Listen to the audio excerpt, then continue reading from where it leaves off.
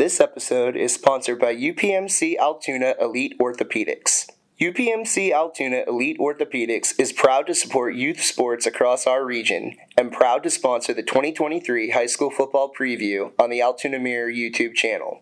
To learn more about their board-certified orthopedic surgeons and the wide range of orthopedic conditions they treat, or to schedule an appointment in one of their facilities in Hollidaysburg or Bedford, visit upmcaltoona.com/ortho or call 814-889-3600.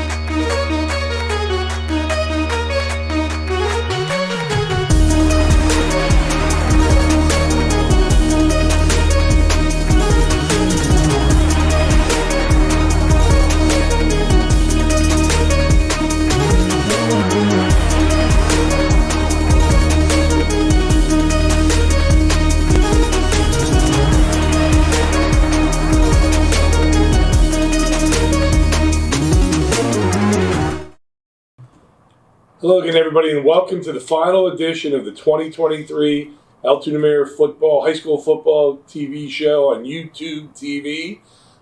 You won't be seeing us talking about football for a while. We're going to try and figure that out with a calculator later. But I'm joined for the final time for football by Mike Boyden, football guru, Andy Stein, who's back from your vacation, was in Panama. Andy went to Panama on vacation with his family, and he's back now. Maranama. And we're just going to recap. We've never done this as the first time.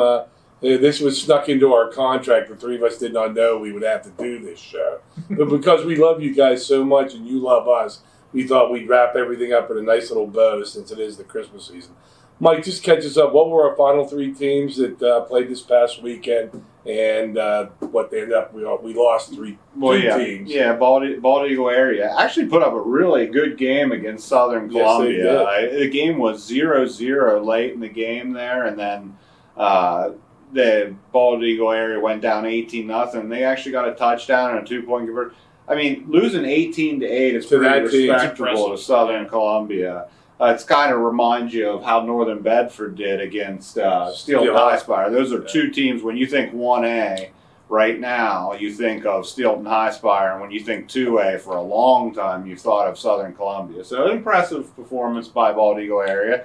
Then Central, it was just a tough game for them. They seemed like, Hunter Smith, if you look at his stats, he was able to run the ball really well. It's just turnovers got both Central and Cambria Heights. And you were at the Cambria Heights game. I was trying to catch it up on. It was on YouTube. That's not even a real. It was on YouTube. And Mike said they moved the ball, but they moved the ball. It's just like they would get inside the 20s and turn the ball over. And as you guys remember, we talked about the first time they lost to Northern Cambria. They kept turning the ball over inside the 20-yard line, and Jared Lewis was like, "How can we turn this around? We got to not do that." Well, unfortunately, they fell back into that and did that in their playoff game. I'm telling you, even though that game was 33-0, they play that game 10 times. I bet Heights would win 4 or 5 of them. I'm curious. You do the parlay thing with betting and everything. Somebody would have gave you He is not Sud Solemn. I'm not Sud. No. And we are not promoting gambling here for you young guys that are watching or young girls and everything. But would you have taken Bald Eagle? How many points would you have taken in that? Because I did when I saw that score on net on the weekend. I couldn't believe it. I thought, wow, 18-8, that's pretty good. And they usually win most games by at least 3 touchdowns most of the time. So I would have probably said something around then. And I know Bald Eagle area can score with the best of them, but keep it within 10 points and keep it within 0-0 for a lot of the game. Impressive effort by Bald Eagle. And I know we were talking about Heights there. I think they had like 5 turnovers in that game. You can't expect winning with 5 turnovers. That's tough because they had such a great year. Some of the other things to talk about is Were there any surprises this year? I know we've mentioned different things throughout the year, but at the end, if somebody stepped up and said, "Hey, Mike, write down a piece of paper, what was your biggest surprise in high school football season?" Well, I think that we were all kind of blown away by a couple things this year. First of all, Central losing Jeff Hohenstein and Eli Lingenfelder and still having the number one passing offense in the Mirrors coverage area with Eli Mudler and Jake Benton and Jack Dunn. They were still able to put up huge numbers. They were able to go undefeated. And Penn Cambria, I think, also was a real nice surprise. When you lose Garrett Harold, you lose a Division I quarterback, and you still make a run to the district championship game, lose only a couple games in the regular season. Those were two of my biggest surprises this year. What about you guys?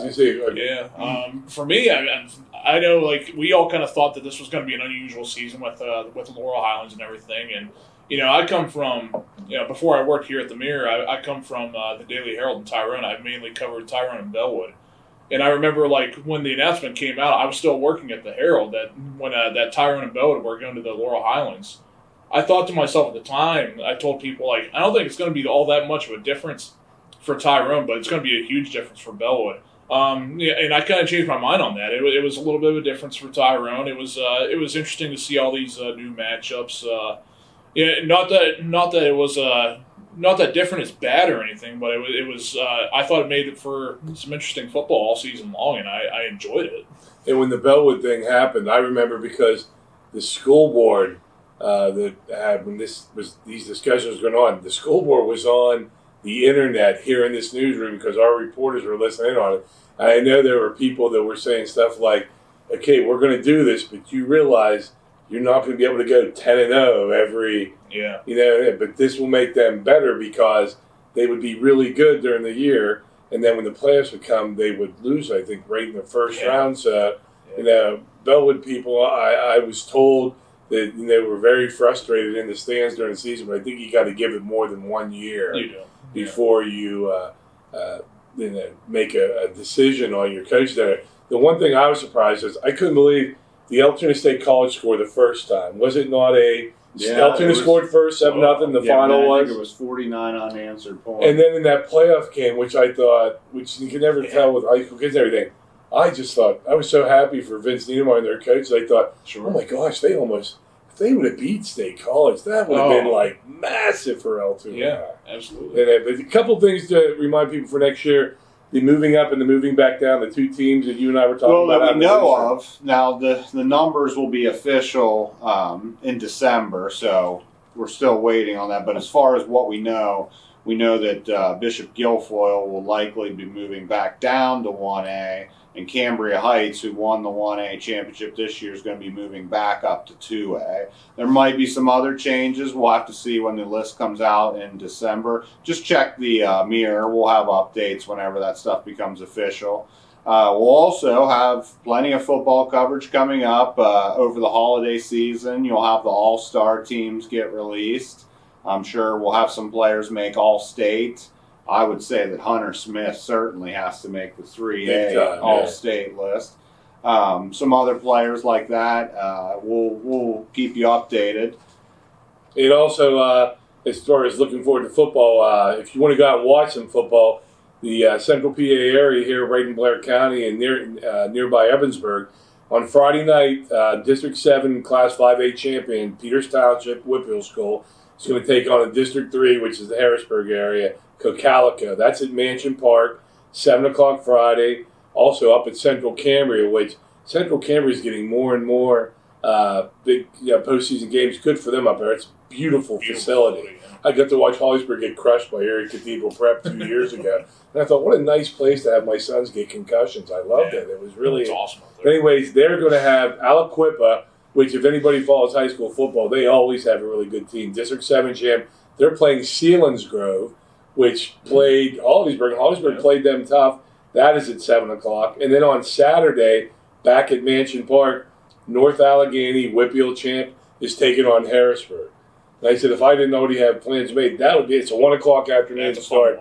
That would be a great game to watch. Yeah, Harrisburg in the semifinals again. They beat State College last year in the semifinals. Yeah. But that's going to – can we predict next year yet? Is it too early to predict next year? It's going to be good? Well, first of all, I'd just like to point out that, football season never really ends here at the Mirror. It won't be too long now. Probably celebrate Christmas and New Year's. But then probably January 5th, John Hartsock is calling somebody for a blitz story. So football season never really ends here. We'll have that coverage. And also, in the future, we possibly may be doing some more shows for other sports. That's still up in the air. Check the Mirror, check the local page. We'll be doing announcements if that happens. Mike would post that on Twitter, too, or X. I'm sorry. Yes, X. formerly known. Formerly known as Twitter. I Still wouldn't know Twitter that. to me. By the time I find Twitter, it'll be another letter, too. So, anyways. Andy's not doing his line of the week. No. Though I told him he should use some of his pickup lines on the ladies. Second week of the row. If you're a lineman, you're on my line of the week. Congratulations. Yeah. And I was going to count out how many days it is till next season, but we couldn't find a calculator in the Mirror. We could. Math is not always our great. It's months. No. We're going to go by months. We're writers. Yeah. Plus, we will do our Blitz preview. Will come out around July or June. The Blitz comes out in the beginning of July. And here's one I didn't want to, but the guys really pushed me to do this. My last two cool names of the year. I wanna know what's the name of the game?